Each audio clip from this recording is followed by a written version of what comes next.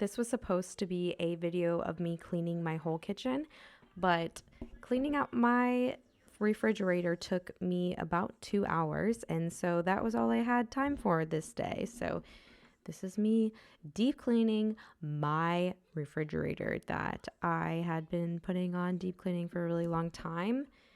What I would recommend, or what I'm going to be doing in the future, is every week doing a quick wipe down of my fridge as opposed to just letting things go crazy, but we'll see how that goes.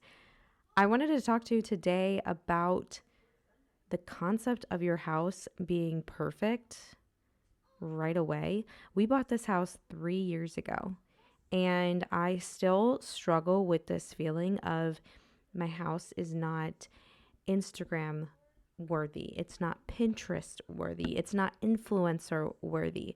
We are just every single day bombarded with this concept that your house has to be perfect. And I was thinking, my parents just bought a house.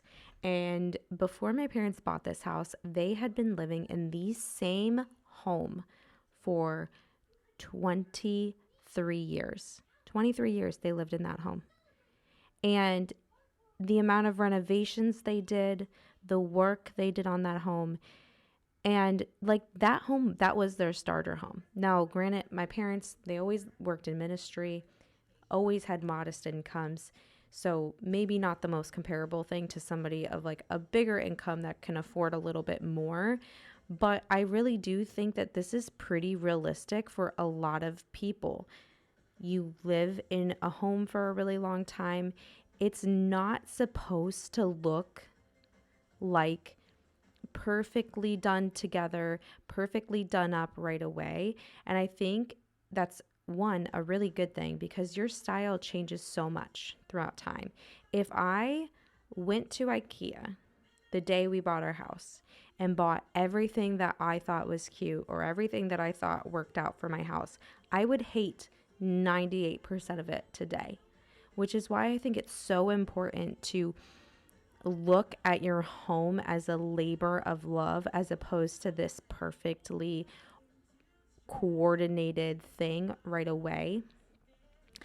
We are not supposed to have these perfect, beautiful homes, perfect, organized, expensive homes when we're so young, but because of Instagram and Pinterest and TikTok and social media, we're just constantly bombarded with this feeling that we have to constantly buy because these influencers or these people on the internet, or not even, I don't even really want to talk on influencers or that, but we're really just constantly being told that we have to have it all now, as opposed to doing what we can with what we have today. You can make your space beautiful with what you have now, or with a quick $20 trip to the thrift store. You know, the amount of art we have at our house. We have a lot of art in our house. My husband and I really like going to thrift stores, getting artwork from our thrift stores. We have acquired that over the course of being married for 8 years, and we're still not even done. But if I had just went out and bought every piece of art just because it was trendy or I saw it on Pinterest like right away, I probably wouldn't like any of it today because my style has changed so much. I mean, even when my husband and I bought this house 3 years ago, we spent $700 on an IKEA bed frame. And it's an okay bed frame. Like it's big, it has drawers, it has a lot of storage. And in my head, I was thinking like, I really want a big bed. Like, I'm not saying big as in size, but like tall. And I didn't think about what it would be like having kids with a bed that's super tall, because you don't want to sleep in a bed that's like 4 feet off the ground when you have little kids. Our bed's not 4 feet off the ground, but it's pretty high off the ground. It's about 2 feet off the ground. But yeah, just thinking about these things, the Lord wants us to not focus on these things. I mean, there's so much biblical backing to this idea of, I don't even want to say minimalism because I'm not really a minimalist and I don't really believe in a lot of minimalism, because I do think that things or items can bring beauty to a space, but having things just for the sake of having them, or buying whatever is at TJ Maxx or Hobby Lobby because that's cute and that's the thing of this season, is not really the right way to go about it, right? One thing super kind of recently that's been is the whole coastal home like situation. Like everything is a coastal vibe right now. And I really, really like that. I've always liked that kind of style. So I've always been kind of drawn towards it. But every time I'm on Pinterest or I'm at TJ Maxx, I see all these things that it's like, an enameled, an enameled spoon holder that looks like a can of sardines. I'm like, oh, I want that. I need that for my home. But then I think, this is so incredibly trendy. Like this is what's on the trend. Am I going to really like this in a couple months? Is this something that I'm going to want in a couple months? And going back to my mom's house, or even I was thinking about this when I went to my mother-in-law's house, because when my husband and I first started dating about 10 years ago, we his parents had just moved into their house, okay? And it's a really nice house on a really nice piece of property.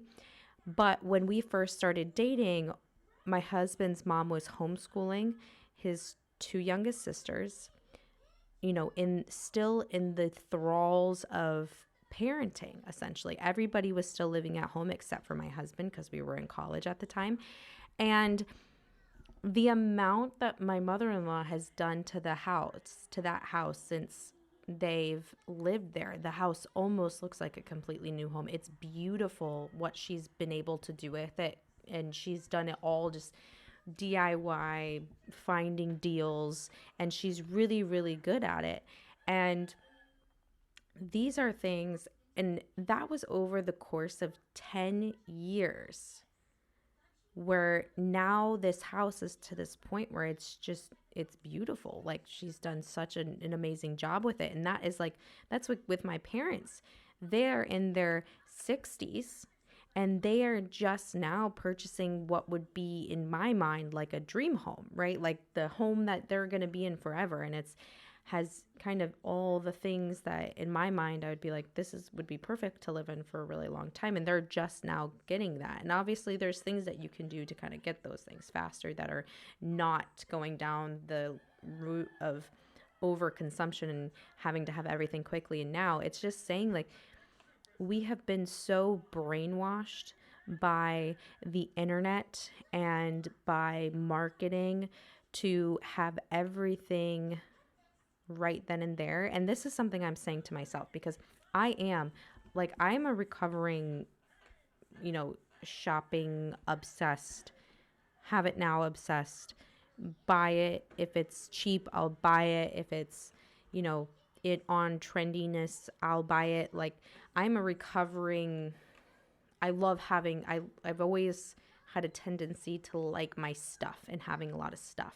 And I don't like to wait for things. And these are things that I'm working through with God. And God is really healing me of this feeling that I need to have a house that is just perfectly done, or everything, all the projects are done. It's going to be a really long time in my home where it's going to look like kids live in my home. And that's okay. It's going to be a really long time in my home where my table will have marker stains, and that's okay. It's going to be a long time in my home, most likely, that my countertops will be laminate and not butcher block. I don't have to have the butcher block countertop as much as I desperately want the butcher block countertop. It would be irresponsible for us to buy that right now financially, right? Think about these things. meditate on these things. And I'm just going to end with a really quick verse. Luke 12:15. Take care to be on your guard against all kinds of greed. Life does not depend upon an abundance of one's possessions.